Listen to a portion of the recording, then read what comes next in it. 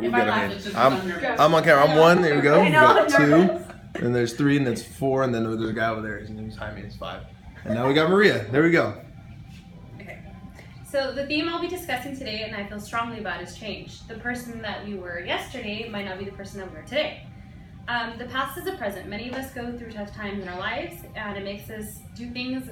It makes us a weird version of ourselves that maybe we weren't. I'll be discussing or performing 3 parts. I will be performing a letter that I wrote to a young girl when I was sent to a safe house. My parents did not want me, so I was there for about 2 months. Another performance I'll be doing is a book called Go Ask Alice. It's about a young girl who was into drugs and partying, and that was kind of my life about a year ago. And the third piece is a poem that I did a couple months ago about the person that I am today. This all connects because there are 3 stages of my life, and we can all make a difference. Okay. Good? Okay. So the girl name her name is Esperanza. So to Esperanza. The first day I came here was different. My life was completely different now. I'm not gonna lie, I act tough, and I was lonely and scared. The first couple days here were difficult, and it was a really big challenge, maybe even one of the biggest of my life. But the way I thought about it was, well, I'll just accomplish another challenge and a goal. The best thing about this place is when I get to meet a new friend. Her name is Esperanza. She's a really nice girl and she's younger. Everyone here has problem with judging people, and I'm not like that. My family, they judge people all the time. Everyone else is mean, so I want to go talk to her. I'm glad I did. Sometimes I think to myself, how would it be here without her? Tough and sad, not having a friend. It can always make things better. I was brought here for different reasons than her, but they told us the same thing. We all simply need to handle our problems. So now we can both help each other. Without her here, I would have gone crazy. People are mean, it would be so lonely. Plus I have someone to look over. It makes me feel good, and at least some good comes out of this place. Okay, so that was the first letter. My second performance is for any of you that don't know the book. It's Go Ask Alice. It's a personal diary of a 15-year-old girl growing up in the late 1960s, and this is her first entry describing her first drug experience. This relates to me because about 1.5 years ago, that's all I did was a bunch of drugs and party, and this is how I felt. Don't be nervous, you're good. Dear Diary, I don't know whether I should be ashamed or elated. I only know that the last night I had the most incredible experience of my life. The kids at Jill's were friendly and relaxed and at ease, that I immediately felt at home with them. A little while after we got there, Jill and all the boys brought out a tray of Coke. Jill winked at me and said, "Tonight, we're playing Button Button, Who's Got the Button?" You know the game we used to play when we were kids?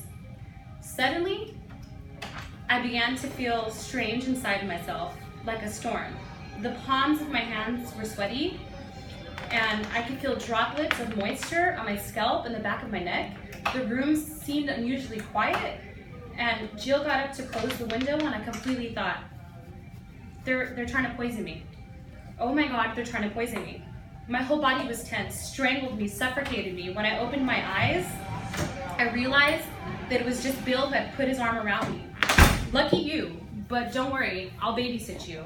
This was a good trip, come on, enjoy it. He caressed my face and my neck tenderly and said, "Honestly, I won't let anything bad happen to you." Suddenly, he seemed to be repeating himself over and over like a slow motion echo chamber. I started laughing wildly, hysterically. Then I noticed a strange shifting colors, patterns on the ceiling. Bill pulled me down and my head rested on his lap as I watched the patterns change to swirling colors, great fields of red, blues, and yellows. I tried to share the beauty with the others, but my words came out soggy, wet, dripping, or tasting of color. I pulled myself up and I began walking, feeling a slight chill which crept inside of me as well as outside my body. I wanted to tell Bill, but all I could do was laugh. Finally, I couldn't talk at all. I slumped back on the floor, closed my eyes, and the music began to absorb me physically. I could smell it, I can touch it, I can feel it as well as I can hear it. Never had anything ever been so beautiful. It was a part of every single instrument, literally a part. I looked at the magazine on the table and I can see 100 dimensions. It was so beautiful, I could not stand the sight of it. I closed my eyes. Immediately I was floating into another sphere, another world, another state. Things rushed through me, taking my breath away like an elevator dropping. I couldn't tell what was real and what was unreal. Was I the table, or was I the book, or was I the music, or was I a part of all of them? But it didn't really matter. For whatever it was, I was wonderful. I was dancing before the whole group, performing, showing off, and every second of it, my senses were so up that I could hear something breathing. In the house next door, I could smell something miles away, making orange, red, and green ribbed jello. After, which seemed eternity, I began to calm down. And the party started breaking up. I sort of asked Jill, what happened? And she said 10 out of 14 bottles of Coke had LSD in them. Wow. I'm glad I was one of the lucky ones. I drifted off into a seasick type of sleep, wrapped into a gentle sense of well-being, except for a headache that probably was a result of a long and intense laughing. It was fun, it was ecstatic, it was glorious. So I'm glad they did it to me, because now I can feel free and honest and virtuous about not having made this decision myself. Okay, so that was good. That was the second performance. So after I went to the safe house, my next stage was all about using drugs with the wrong people. I dated guys that gave me a bunch of drugs, and now the third one is the person that I am today. I like that. Stages of life, and this poem is by me. Life is a funny thing. I mean, all these different stages we go through, it's complete crap.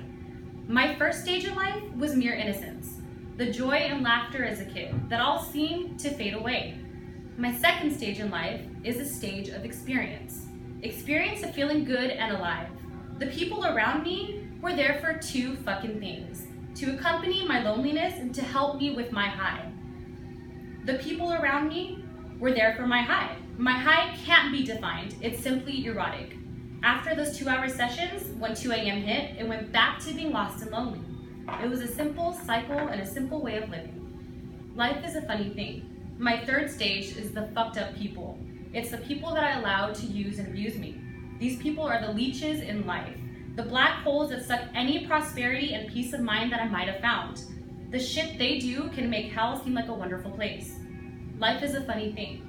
Now for my fourth stage, the stage of acceptance. I accept my past, but it's about letting it go. It's about saying 2 simple words: screw you.